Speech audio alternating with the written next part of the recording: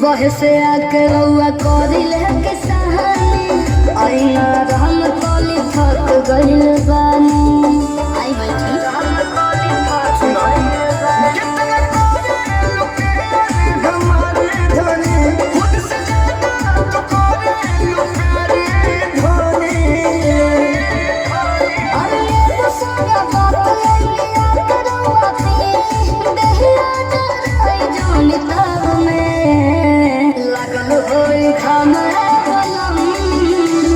जुड़ाली हमारा चढ़ा के छाव में लगल होई घाम जुड़ाली हमारा चढ़ा के छाव में।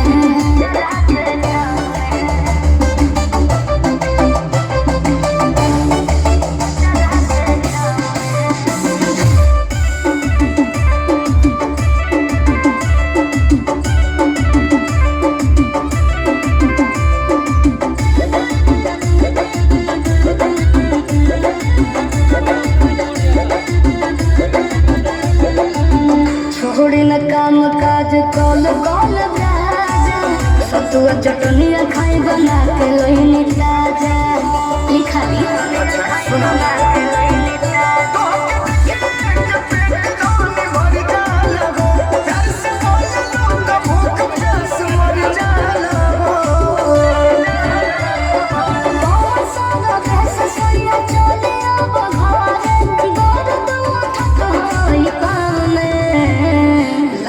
होई घाम जुड़ाले हमारा चढ़ा के छाव में लगल होई घाम जुड़ाले हमारा चढ़ा के छाव में।